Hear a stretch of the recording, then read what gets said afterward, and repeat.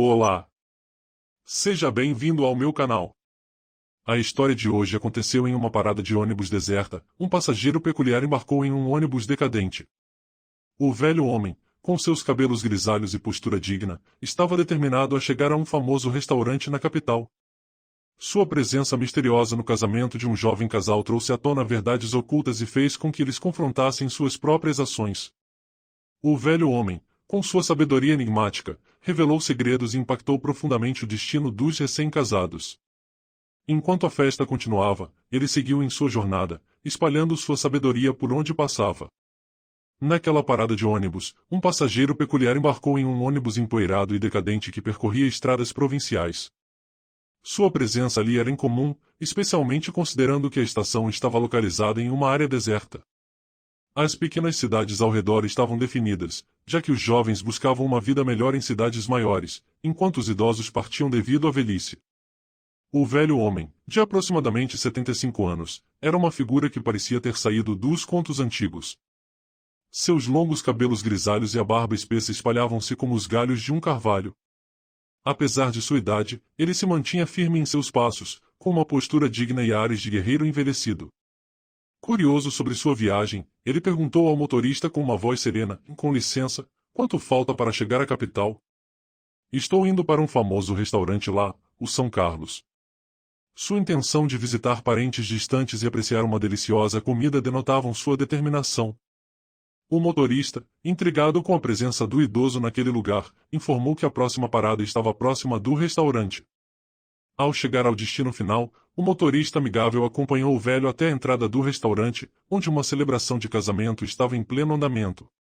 Vestidos elegantemente, os noivos estavam cercados por convidados festivos. O velho homem, indiferente ao ruído e à agitação, aproximou-se de um funcionário e perguntou educadamente onde estavam os noivos. O funcionário, um tanto irritado com os pedidos inconvenientes de outros convidados, indicou o salão de banquetes. Com determinação, o idoso caminhou em direção ao salão, mas sua chegada passou despercebida. As pessoas estavam absortas em suas comemorações e danças. No entanto, o velho homem estava focado em seu propósito. Ele cumprimentou o jovem casal com um sorriso e brindou em saúde aos recém-casados. A noiva parecia cansada da agitação do casamento, enquanto o noivo, vestido com elegância, parecia preocupado e irritado. Quando o velho começou a falar sobre prever destinos e consciências inquietas, a noiva se emocionou, e o noivo reagiu com fúria e desdém. "Quem é você para vir estragar o meu casamento?" esbravejou o noivo, sem acreditar na veracidade das palavras do idoso. Mas o velho se manteve calmo, explicando que seu papel não era amedrontar ninguém, mas sim fazer com que refletissem sobre suas ações e suas consequências. O noivo, confrontado com uma realidade inesperada, começou a se questionar sobre suas próprias ações recentes e os erros que cometeu. O idoso alertou sobre um tempo na prisão, deixando-o pálido e desorientado. Ele percebeu que não poderia ignorar a mensagem enigmática do velho. Enquanto o velho continuava a falar, ele mencionou a existência de feras na floresta, o que deixou o noivo perplexo, pois era uma informação conhecida apenas por poucas pessoas. O velho, então, revelou que possuía o dom de ver além do que os olhos comuns podiam alcançar. A noiva, emocionada, lembrava-se de seu passado, carregando arrependimentos que a atormentavam. O noivo, agora humilde e atormentado por suas ações, começou a ouvir atentamente as palavras do velho. Ele finalmente percebeu que não podia construir sua felicidade às custas dos outros. O velho não era um intruso no casamento, mas sim um catalisador para a transformação dos noivos. Sua chegada àquela celebração era uma lição de vida que impactou profundamente o destino dos recém-casados. Enquanto a festa continuava ao seu redor, o velho homem seguia sua jornada, espalhando sua sabedoria por onde passava. Embora o velho não o acusasse diretamente, parecia que ele sabia algo. Laura, a noiva, viu a sabedoria no velho e sentiu que ele tocava em algo que ela preferia esconder há 1 ano e meio. O velho parecia transmitir uma mensagem do passado de Laura, trazendo saudações de seu avô falecido há 1 ano e meio. A lembrança do avô ainda a atormentava, e ela aceitou se casar com Mateus apenas para tentar seguir em frente. Agora, o velho homem mencionava isso casualmente, referindo-se a um incidente que ocorreu durante uma caçada. O velho elogiou Mateus por sua coragem de caçar ursos, mas também parecia saber algo a mais. Mateus não aguentou mais e se levantou, segurando o estranho pelo cotovelo e empurrando-o grosseiramente para fora do restaurante, diante dos olhares atônitos dos convidados. O incidente logo foi esquecido, e Laura, por sua vez, aproveitou a oportunidade para encontrar o velho do lado de fora do restaurante. Ela lhe entregou um pequeno pacote de petiscos na cozinha, pedindo desculpas em nome de Mateus e explicando que ele estava apenas nervoso devido ao casamento. O velho se apresentou como Ivan e afirmou que talvez soubesse de algumas respostas que Laura estava procurando.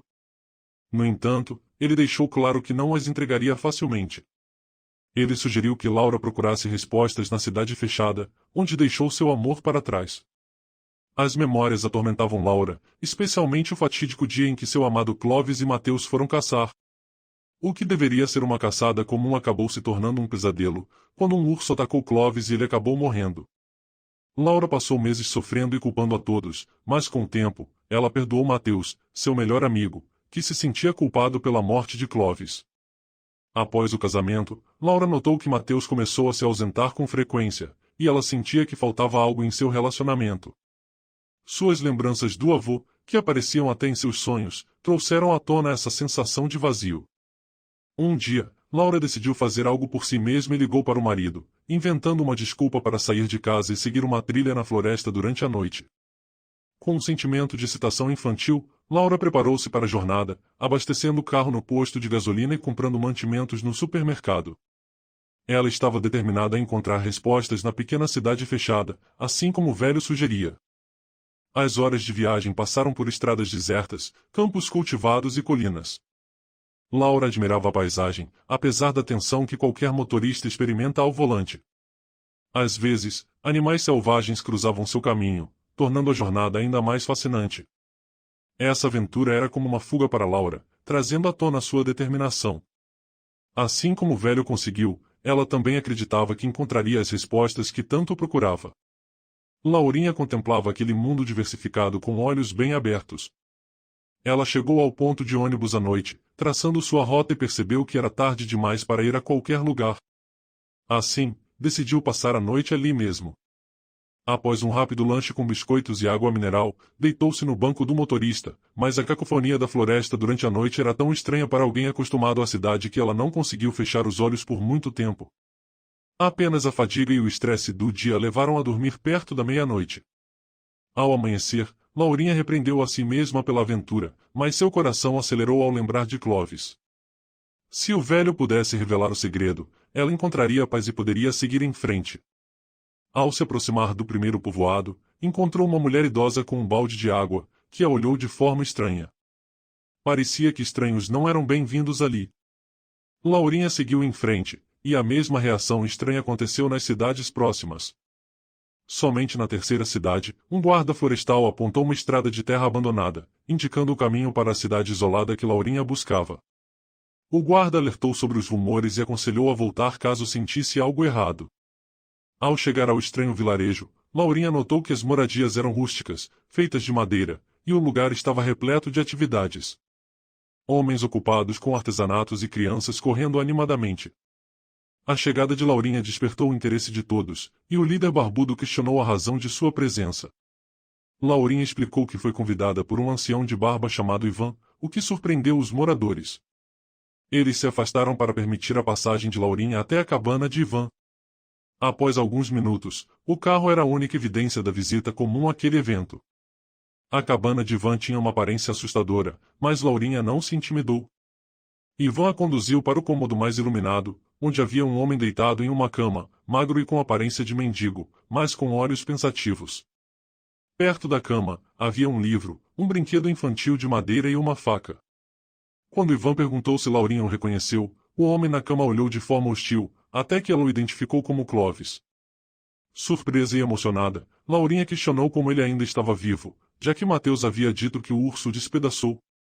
Clovis então contou a verdade sobre o acidente durante a caçada. Após o ataque do urso, ele perdeu a consciência, acordando com um tiro. Acreditando que era Mateus tentando atirar no urso, ele tentou se mover, mas acabou empurrado contra uma árvore.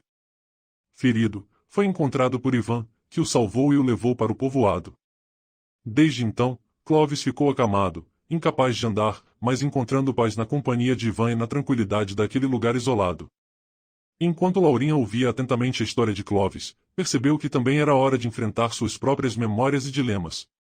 Ivan ajudou Clovis a encontrar paz após a tragédia de sua vida e, assim como ele, ela também precisava libertar-se do passado e buscar a verdade em seu próprio coração.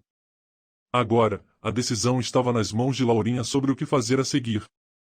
Era uma tarde calma quando Clovis finalmente revelou sua história a Laurinha, que não parava de chorar e repetir: "Me perdoe." Clovis contou sobre a trama que Mateus havia armado para separá-los. Ele tinha dado a Clovis balas de má qualidade, sabendo que isso resultaria em sua fraqueza na caçada, e tinha uma visão de que o casamento de Mateus estava próximo. Laurinha, emocionada, perguntou por que Clovis não o havia denunciado à polícia. Ele explicou que, na época, estava tão abalado que não conseguia comer, beber ou dormir. Além disso, seu pai ficou gravemente doente e Mateus o apoiou, oferecendo-se para criar uma família juntos. Apesar de não amá-lo da mesma forma, Laurinha aceitou a proposta, pois amava seu pai e precisava de ajuda. Clovis, então, afirmou que Ivan poderia ajudá-lo a voltar a andar, pois conhecia um neurocirurgião competente. Ele pediu que Laurinha fosse à cidade para saber mais sobre o médico. O casal se despediu com um beijo e concordou em manter o fato de que Clovis estava vivo em segredo, para evitar que Mateus atrapalhasse seus planos. No entanto, no caminho de volta para casa, Laurinha se sentiu enjoada e fez um teste de gravidez que deu positivo. Essa revelação mexeu com seus sentimentos, já que agora ela carregava o filho de Mateus. Enquanto pensava no que fazer, ela encontrou Raquel, uma amiga, que mencionou a cabana do avô de Laurinha.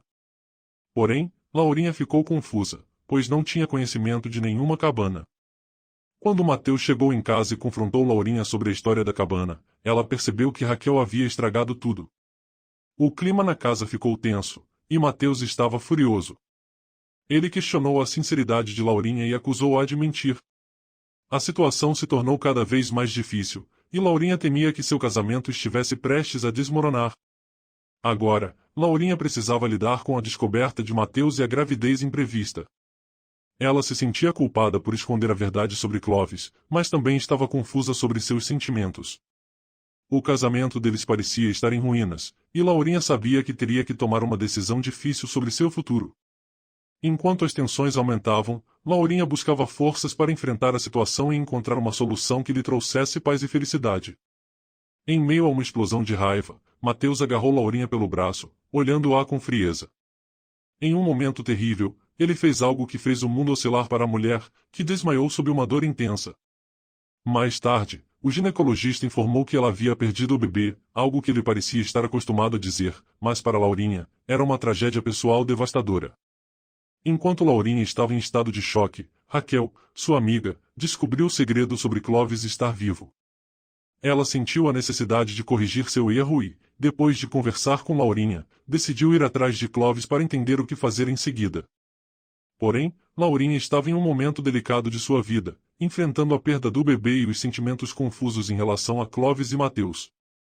Enquanto isso, Clovis estava na cabana com Ivan, que se sentia cansado, mas feliz em passar tempo com as crianças da região. Ele estava inspirado a criar brinquedos para elas e sonhava com um futuro onde também pudesse ter sua própria família. No entanto, ele percebeu que era hora de voltar à cidade para ajudar Laurinha e, quem sabe, encontrar respostas para sua própria vida. Quando Ivan chegou ao hospital onde Laurinha estava internada, ele se deparou com Mateus no local. Raquel alertou sobre a presença de Mateus, mas Ivan estava disposto a correr o risco para ajudar Laurinha. Com a ajuda de Raquel, ele conseguiu chegar ao quarto dela, onde Laurinha estava consciente, mas fingindo estar dormindo para evitar conflitos com Mateus. Com um gravador em mãos, Laurinha estava preparada para registrar qualquer interação com Mateus. Enquanto o tempo passava, Ivan pediu aos colegas do hospital que atrasassem Mateus para dar tempo a Laurinha. Enquanto a tensão aumentava no corredor, Laurinha mantinha calma e aguardava o momento certo para revelar sua presença e enfrentar a situação com coragem. Enquanto isso, Clovis seguia sua jornada, determinado a ajudar Laurinha a encontrar um caminho para o futuro que ele tanto desejava. A história de cada personagem parece se entrelaçar, e o destino dos protagonistas ainda estava por ser decidido. Enquanto isso, a vida seguia seu curso, trazendo consigo desafios, decepções e a esperança de um novo recomeço para todos eles. Em um momento de agonia, Mateus adentrou o quarto desesperado para pedir perdão à sua esposa. Ele estava atormentado pela culpa após ter agredido Laurinha, a quem amava sinceramente. Buscava encontrar paz através do perdão, mas ao se deparar com Ivan, a raiva se acendeu novamente. Ivan confrontou Mateus sobre suas ações, alertando-o sobre o território perigoso em que estava pisando ao agredir sua própria esposa. Mateus tentou justificar suas ações, culpando um urso por ter causado a morte de Clovis, mas Ivan não estava convencido e exigiu a verdade completa. Aos poucos, Mateus revelou seu plano elaborado, no qual esperava pelo momento certo para atrair o urso e causar um acidente que tirasse a vida de Clovis. No entanto, no instante crucial, seus sentimentos por Clovis o fizeram hesitar e fugir, preservando a vida de seu amigo. Desde então, ele começou um relacionamento com Laurinha, que acreditava na versão de Mateus sobre a morte de Clovis. Entretanto, com a chegada de Ivan e a verdade sendo revelada, Mateus foi preso sob suspeita de ter assassinado Clovis. Enquanto isso, Clovis assumiu os negócios e encontrou um novo propósito em sua vida, estudando psicologia para ajudar os outros. A amizade entre Ivan e o casal perdurou, e eles ocasionalmente visitavam a cidade isolada onde Ivan residia. Nessas visitas, a família fornecia medicamentos e ajuda aos moradores locais. Enquanto Laurinha não se sentia bem, Ivan observava com uma certa previsão que ela poderia estar grávida novamente. Ele sorriu ao perceber que o teste de gravidez provavelmente seria positivo, trazendo uma nova esperança e significado para a vida do casal. Obrigado por ouvir a história. Se você gostou, deixe o like e se inscreva no canal. Até a próxima!